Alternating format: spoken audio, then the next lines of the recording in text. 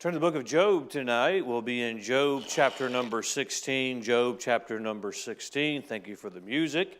And continue to be faithful. Continue to give. I was thinking as they were pulling on all the cords of the mics trying to get into place. That's one of the things that we're going to, when we finish the construction in here and get new carpet and get new chairs, we're also, and those of you that sing are excited at the prospect of cordless microphones and all of the tripping and all of those things. We had a member give about half of what is needed to pay for that in addition to their other commitments. So those things are coming. Continue to be faithful and give. God presses upon you to give in addition to what you've already pledged, and just do what the Lord tells you to do. And we'll look forward to seeing how God does all these things in the days ahead. It's wonderful to see the progress that we've had. It's not as fast as we'd like it, is it? But if we look back on what God has allowed us to do over the last couple of years, a lot has gotten done, and I look forward to seeing how God does the remainder of these things. Job chapter number 16, I'm going to be very practical, but because I'm going to be practical this evening, don't underestimate the importance of the subject tonight. The choir started off with "Send Us Revival," and our nation needs revival, doesn't it? There's a misnomer in our nation, even amongst Christians people, as what brings revival. God sends revival to the church. He doesn't send revival to the lost. When the church has revival, the lost get a gospel witness. The Spirit of God is able to do a work. What is keeping America from having revival is not the lost people, it's the saved people. And saved people like to lecture a lot to the lost people, but it's the saved people who are in need of revival. I'm saying all that to lay the groundwork for what I'm going to preach on tonight. One of the things that I think hinders revival amongst God's people is the way they treat each other, is the lack of principle in our relationships. One of the most difficult things for a Christian is when another Christian gets out of fellowship with God, and it puts our relationship, it strains our relationship. How close do I allow myself to be? How much do I separate myself? What is the balance in my friendship? Well, no matter how close or how far away we seem, we're supposed to always pray for them, love unconditionally. But I'm going to preach tonight on the subject of friendship. And there's a lot of things that I think, misinterpret as far as friendship. But tonight, I believe it'll be very helpful to us, being the right kind of friend when a friend is going through difficulty. Look at Job 16, verse number 1. Then Job answered and said, I have heard many such things. Miserable comforters are ye all. Shall vain words have an end, or what emboldeneth thee that thou answerest? I also could speak as ye do, if your soul were in my soul's stead. I could heap up words against you, and shake mine head at you. But I would strengthen you with my mouth, and the moving of my lips should assuage your grief. We know the story of Job. We'll review it in just a moment. But I want you to notice what he calls his friends, miserable comforters are ye all. We've heard the saying, with friends like that, who needs enemies? Well, it shouldn't be that way amongst God's people. I don't want to ever be said of me that I was not a friend. Friendship is not shown in good times. We're going to see tonight that the friendship, the character of these friends wasn't revealed until Job went through a hard time. When Job had his wealth, when Job had his standing, friends were there to be found. And it'll also remind us tonight of how wonderful it is to have a friend that sticketh closer than a brother.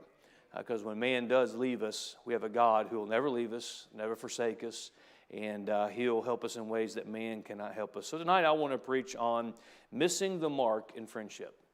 Missing the mark in friendship. Father, help us tonight as we look once again in your word, as we just look at one aspect of friendship. May we be reminded of our responsibility. May we be reminded of friendship as you interpret friendship. May we use the life of Job as an example of what miserable comforters, how it affected him. May we learn some things tonight that'll keep us from being the wrong kind of friend, of missing the mark in friendship. We ask your blessing in Jesus' name. Amen. We know much of Job's trial and burdens. I'll not take the time to review it. I've preached on it in recent days. We know Job had everything, and he lost everything that he had. In one moment, in one instant, in one day, his life was forever altered. His wealth was gone. His security was gone. His children were all taken from him in one just course of events. We know the background of that. We know that God was allowing Job to be tested. Satan had challenged the fact that Job would deny if God had not blessed him so much. God allowed these things to take place in Job's life. Certainly, God was going to use Job, and we refer to him. I can speak personally. Job has been an example to me. Job has been a source of strength to me, as I would say probably every Christian is sometime during a trial. If nothing else, we say, well, at least I'm not Job. And if Job made it, I can make it. So God has used Job for several things, but he also used these circumstances to continue to purify Job, to continue to teach Job some things. And we've seen the end of the story and how God gives everything back. But I want us to look at this aspect of missing the mark in friendship. At the end of Job chapter number 3, in verse number 11, we see the appearance of Job's friends. Now, when Job's 3 friends heard of all this evil that was come upon him, they came every one from his own place. Eliphaz the Temanite, and Bildad the Shuhite, and Zophar the Naamite, for they had made an appointment together to come to mourn with him and to comfort them. Verse 13 goes on to tell us, chapter 3, verse 13, that they just sat with him there. Everything begins the way you would hope a friend would respond. They hear of the difficulty, they hear of the trials, they hear of the tragedy, and they go to see Job.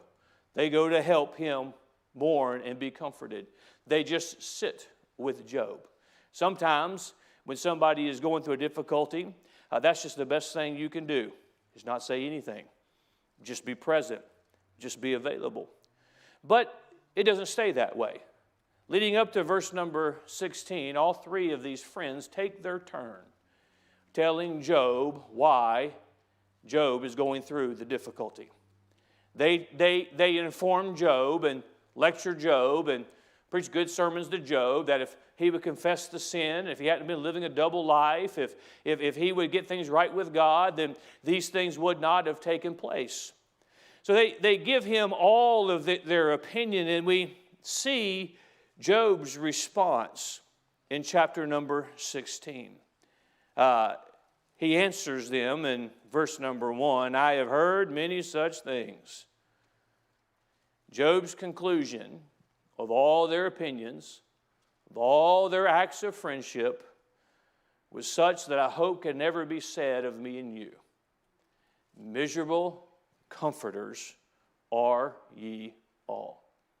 Tonight I'm going to give us some things that will help all of us. If this won't help you, it's going to help me, but it'll help you. And I believe that God's people, generally speaking, everyone here at least, would have a desire to be the right kind of friend. I want to be somebody that can be counted on in difficult times. I want to be somebody who will be present when others will not be present.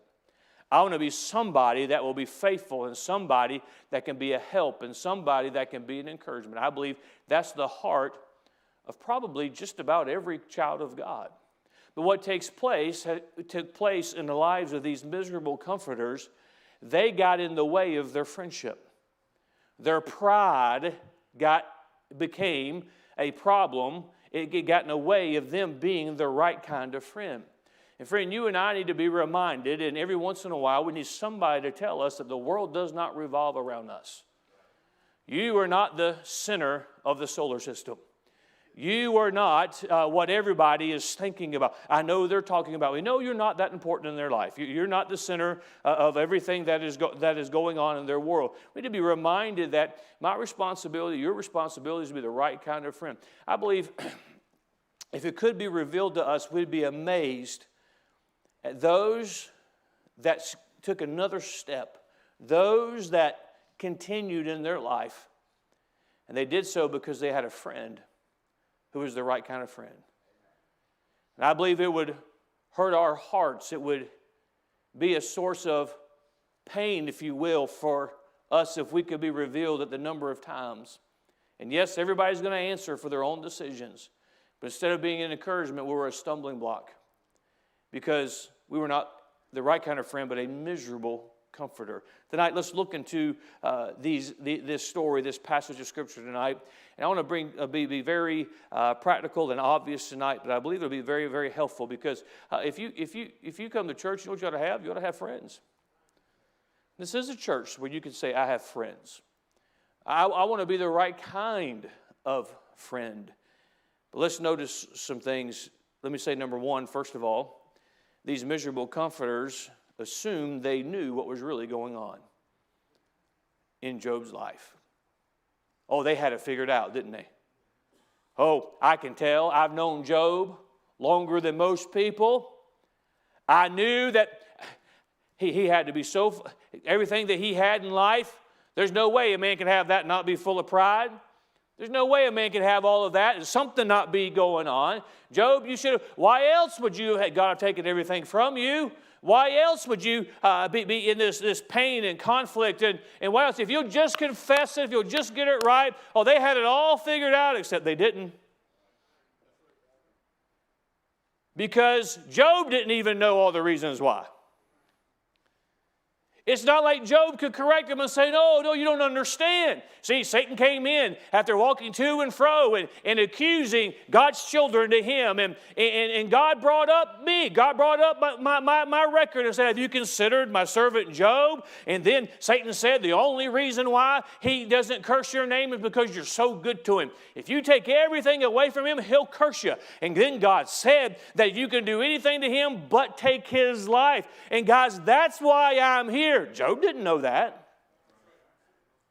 And by the way, let me just insert this here. You may not know every reason why God allows you to go through things you go through. You can ask God to tell you, you can try and figure it out, but there's some things God will never reveal to you until you're in glory. Well, he just won't tell. He may not. Job didn't know. But his friends, these miserable comforters, they had it figured out. Be very careful getting into God's business. Oh, we as God's church, we need to be reminded there are some things that is 100% God's business, and it's up to you and I to stay out of it. And I say that to say we don't always know what God is doing in the life of somebody else. And we assume, well, I knew that was going to catch up with them. You don't know what's catching up with them. It may be, whatever it is, may be catching up with them. And I'm not saying that when God says things will happen, that they're not going to happen. They will happen. But there's some things we don't have an explanation for. They assume they knew. You know, most of us can't keep up with ourselves, much less keep up with what's going on with somebody else.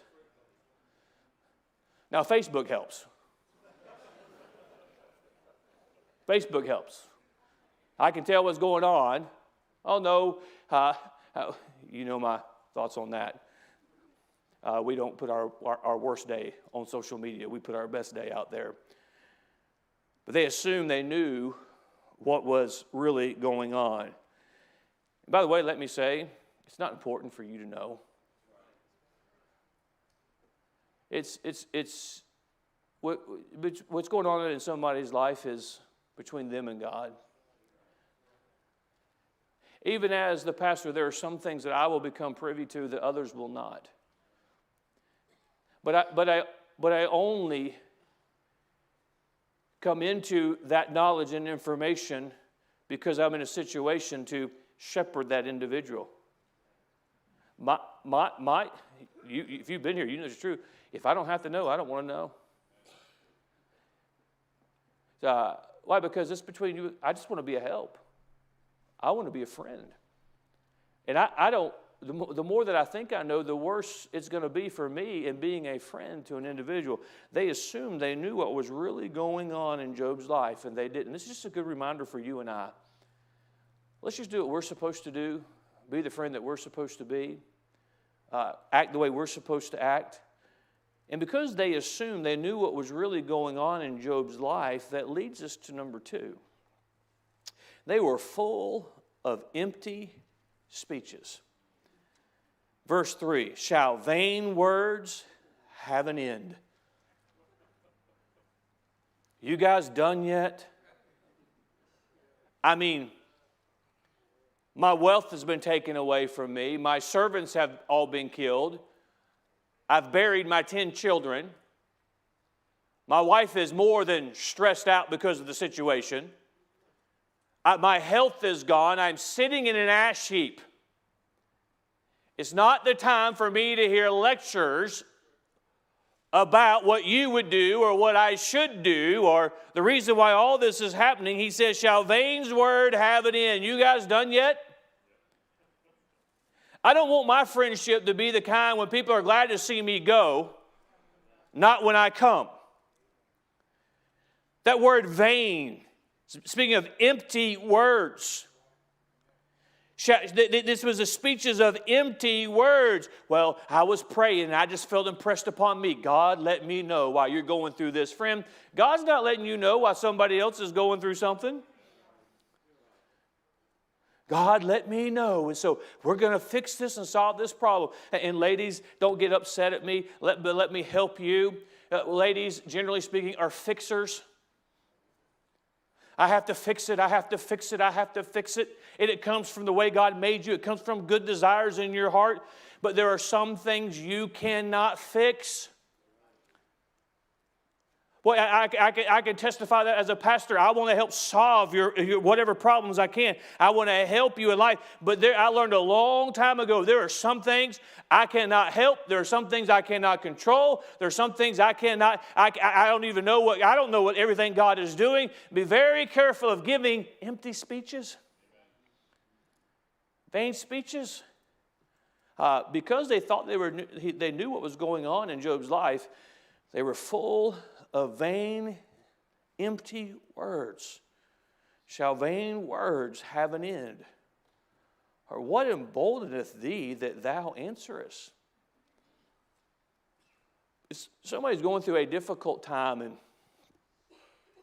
all of us know someone. As church is close-knit as our church, I'm reminded that part of the privileges and prayer of a church is we bear one another's burdens.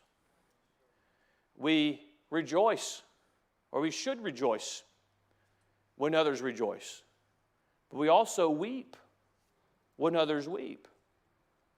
That does not mean we get in somebody else's business. And there's not I'm glad to preach on this tonight, and I'm glad that Lord impressed upon me to preach on this tonight, because there's not a problem that I know of. There's a great spirit in our church, and there's really a heart for one another. But I want to warn us and guide us a little bit tonight using God's word, because we don't want to miss the mark in friendship. Full of empty speeches. Notice Job is going to continue to speak. We see number 3, they did not consider if the roles had been reversed. Look at verse 4. I also could speak as you do. Ye do. If your soul were in my soul's stead. Think about what's being said here. I could heap up words against you and shake mine head at you. Job is saying to his friends, if your heart was shattered as my heart is shattered after burying 10 children, there's some things I could say about you. There's some things I could say about the way you're responding. Did Job respond perfectly? Absolutely not. But it wasn't their place to do a work in Job's life. If you had lost everything, you know, we get this sanctimonious spirit about us from time to time. We all have to fight that in us. And it's because we don't have to deal with what they're dealing with. Everybody knows how to play quarterback who's never played quarterback. Everybody knows how to coach who hasn't coached. I was going to say everybody can be president who's never been president, but I don't think that's a good illustration for now. You get the point.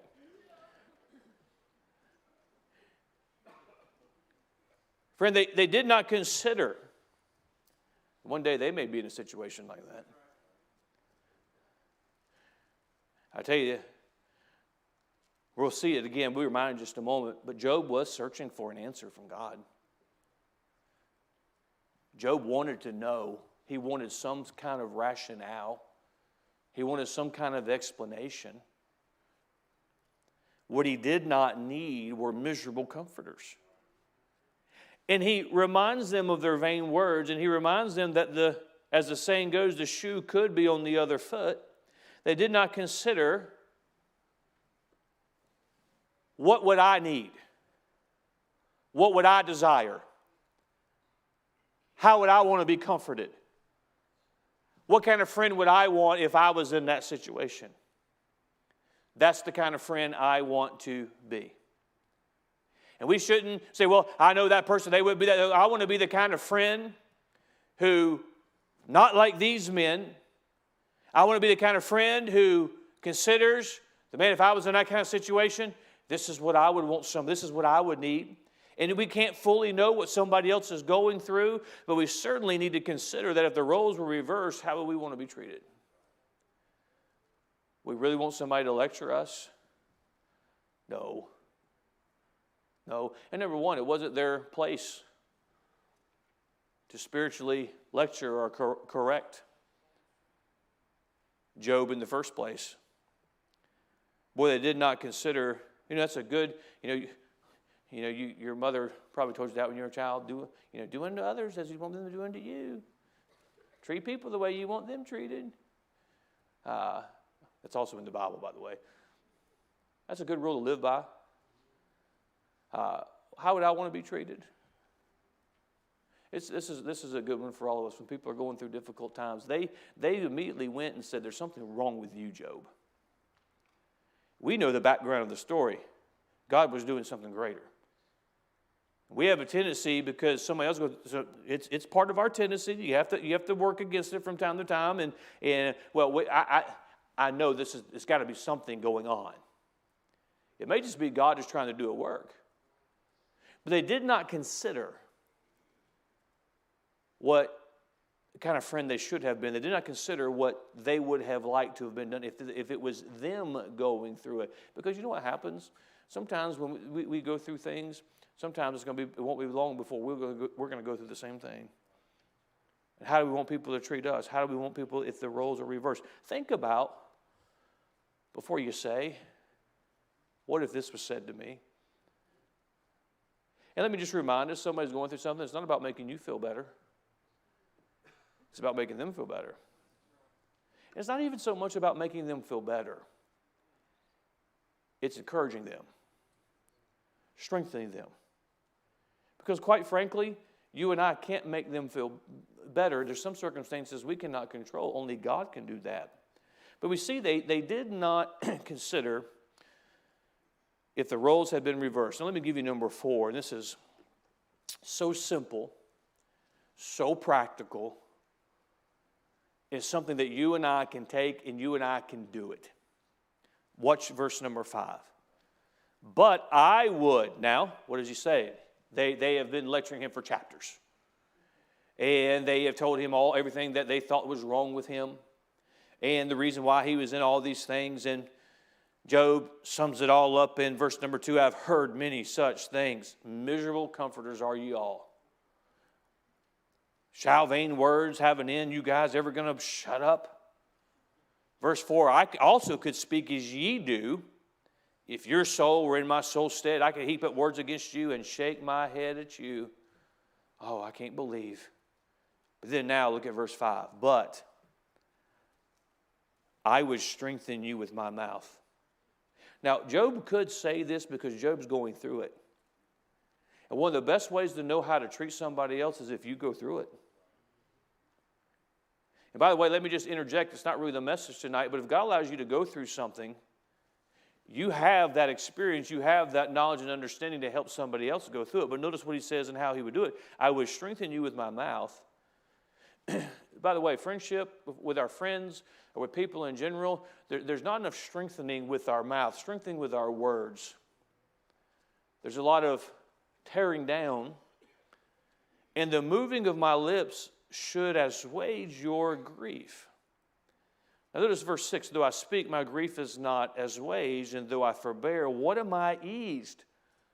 You guys showed up. I am forbearing. I'm hanging in there. I have nothing else. I have no choice but to survive. And what good has it done me to have friends like you?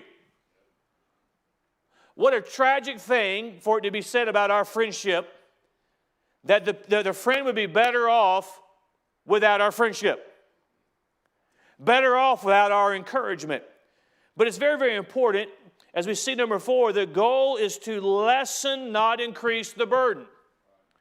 That word, assuage, you see it at the end of verse 5. You see it again in the form of assuage in verse number 6. A simple definition means to soften or to lessen. So what Job is saying in verse 5, but I would strengthen you. I see what you've done, but I would strengthen you with my mouth. If you were in the same situation, I would use the opportunity to strengthen you with my mouth, and the moving of my lips should assuage or lessen, soften your grief. Now, Job didn't say I would take it away, because Job and no man has that power. Oh, as the heart of your pastor, if I could take your heartache away, I would take it away. I don't have that ability. Every parent understands. They see their children, and as they get older, and even as adults, you see some of the struggles and if I could just take some of that away, I would. We see it in one another. We've gone to church with each other long enough. You see people go through trials and heartaches and burdens, and if we could take that away, we would. But only God can do that. But we can soften it. We can lessen it. Job said, if I was in your situation, there's things I could say, like you're saying. Oh, I could get up some words. And by the way, when you're friends as long as these guys have been friends, let me remind you, they lived to be like 600-700 years old. They went way, way, way, way back. They knew each other very well. And when you're friends, you're going to know strengths and weaknesses. And he says, I could get up some words about you guys, but I'd use my words to strengthen you. When's the last time you strengthened somebody with your words? Certainly when they're going through a trial, but just in general. The moving of my lips should assuage or soften or lessen your grief. Job goes on to say, my burden's not lighter, it's heavier. He should have grieved his friends to hear that. Our goal should be in our interactions with one another, as a child of God with another child of God, as a friend to friend, ought to be to lessen the load, not add to it. Everybody's got problems. They don't need yours too. Everybody's got a burden. They don't need you to put more on them. We'll be looking to soften this way to help. They had not considered this, and there's a couple of points I've already really made, but the one is the fact that Job had an understanding, and he said, this is what I would do. It's what they did not do. The goal is to lessen, not to increase their burden. This is the practical aspect of this. How can I be a friend? You see somebody's going through something. You see somebody's having a difficulty. You say, how can I be a help to them? Think of it this way. How can I lessen their burden? I can't solve their problem. I can't take away. And by the way, that's why you ought to take advantage of the fact that you have a pastor. I cannot solve all of your problems. You married him, it's your choice. I can't solve those problems. I can't take away the burden. But if you'll take advantage of having a pastor, maybe I can lessen it just a little bit. as a friend, as a member of the Immanuel Baptist Church, like I said, I don't think we have a problem with this. But I want to remind us, be less concerned about what's going on with somebody's life and more concerned with how can I just lessen their load just a tad? Can I, my interaction with them on Sunday, give them a little strength to help them as they go through their week? Well, I know what it's like to face difficulties and burdens. I know what it's like to have the right kind of friends. There have been times when I received a note or a little correspondence or a text just at the right moment. What does it do? It softens the grief. It lessens the load. Well, that's much better than being somebody who, I've been praying all night. No, you hadn't, number one, but I've been praying all night. The Lord laid this upon my heart, and this is why you're going through this. Oh, that doesn't help the person get through.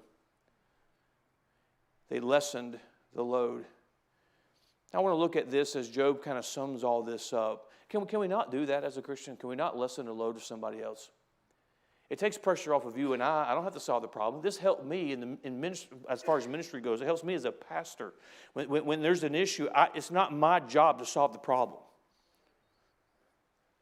I use this book, Let's Apply Scripture, to help us get through and endure and overcome and correct things that need to be corrected. And doing that will soften and lessen the load. But that's what I want to do. And in the definition, the context of the message tonight, that's why your pastor is your friend, because I want to lessen the load. I want to soften what you're going through. And sometimes we have to take the Bible and apply those things, but they did not do that. And friend, it's an opportunity you and I have. Literally on a day-to-day basis, we encounter people, how can I lessen their load? But often because we get so full, because we make it about us.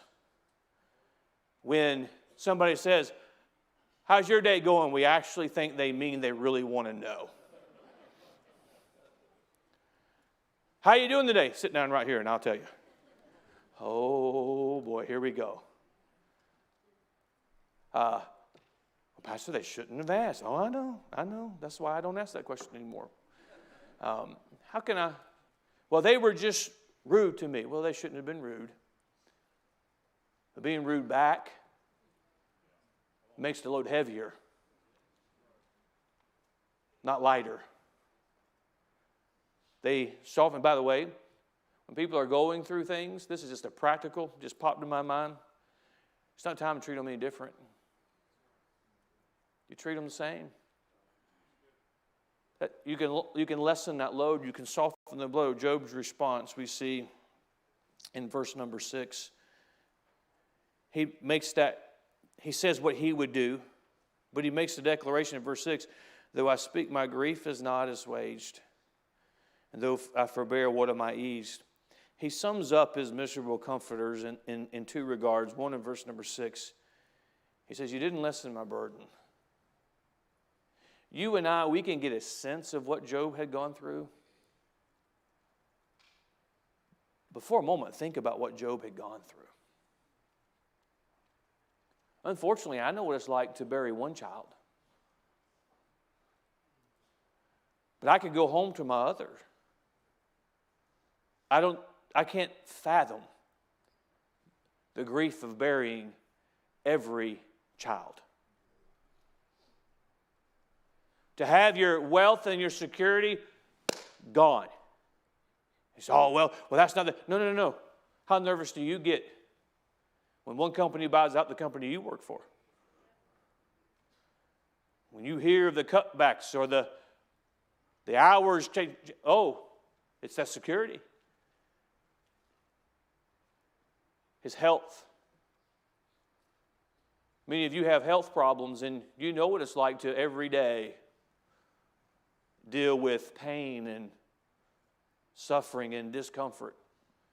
I mean, you know that front's coming in before the weatherman knows the front's coming in. But Job was a strong, healthy man. The Bible gives us that summation, health taken from him. And Job was such a righteous man the most righteous man on the planet. He would offer sacrifices for his children just in case. Not just that he did his own sacrifices, he offered for them just in case there wasn't. He was an interceder on behalf of others. There may not have been a purer man that ever walked the planet. How in the world does he process all this in his mind as it's done just like that? But he had miserable comforters who, instead of lightening the load, he says, you didn't lessen my burden. How? What a wasted opportunity in the lives of these men. Scripture would say would put them in a much different light if a friend had stepped forward and tried to lessen the load, to lighten their burden. Don't underestimate that ability. Then in verse number 20, in the midst of several things, he makes this statement in verse number 20, my friends scorned me. Not only did they not lessen his burden, they scorned him. That scorn is a strong word of action. They treated him in a way that certainly we know he was unworthy of being treated. When Job could have been encouraged, that was his response. Might I say before I make one just final point, one final observation? Don't miss the mark in your friendship as these did. There's some examples of what we should not be doing. Well, I'm their friend. Well, are you really their friend? Yeah, I like their post on Facebook. Well, that's okay. But because of things in society, and it's not just social media, but we don't have a real definition of the word friend. Matter of fact, everybody's got them until you go through some difficulty. That's where you find out where your real friends are. And they started out right, but they were so full of themselves. And here is Job, who had been the standard as far as man is concerned. And now he's brought down even below us. And he's sitting in the ash heap. And, well, let me tell you why. It's got to be because of this, and it's got to be because of this. It's got to be. They didn't understand friendship. Job summed it up when he said, you had an opportunity to soften or to lessen my load. And my load is not lighter, it's heavier. Let's not be the kind of friend who makes their burden heavier, but who tonight can we lighten their load? We can do it with our words. We can do it with our kindness. We can do it with prayer. We can do it with our presence. And sometimes we can do it by not saying a word. But it's the mindset of I want to lighten that load, lighten that load, lighten that load, lighten that load.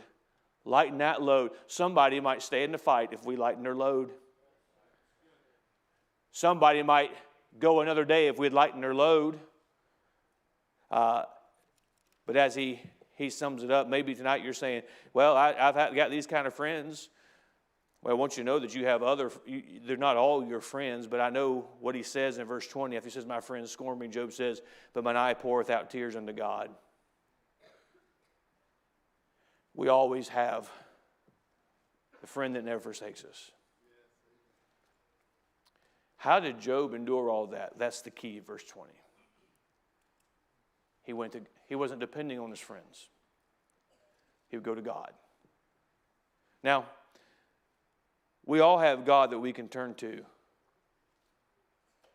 And I want every Christian, as your pastor, I want you to know that you have a God who cares about your need. He cares about your burdens. He cares about... The day's going to come. Maybe you say, Pastor, you preach about these things, and I don't know. I've never experienced. Well, you ought to praise the Lord for that, but just live long enough and you will. And when you do, I want you to remember there's a Sunday night when your pastor reminded you that God cares when you're in the ash heap. God cares when you don't understand why you're going through what you go through.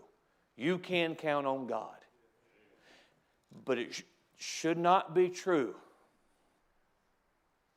of a member of Immanuel Baptist Church or a Christian in general They can't say, in addition to a God who cares, I have a friend. They ought to be able to say, I have a friend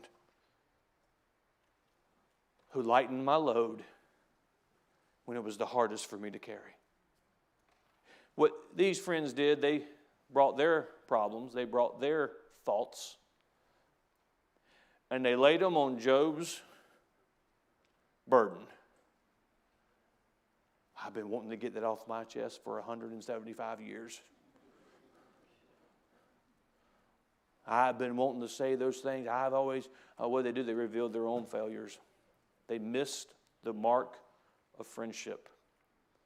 Let's determine that we're going to be the right kind of friend. This week, you've got a challenge. You've got some homework. You cross the paths with somebody who's having a difficult time. Soften that burden. Lessen that burden. Do whatever you can to give them just a little bit of strength. Point them to the one who hears the tears. Point them to the one. And we need each other.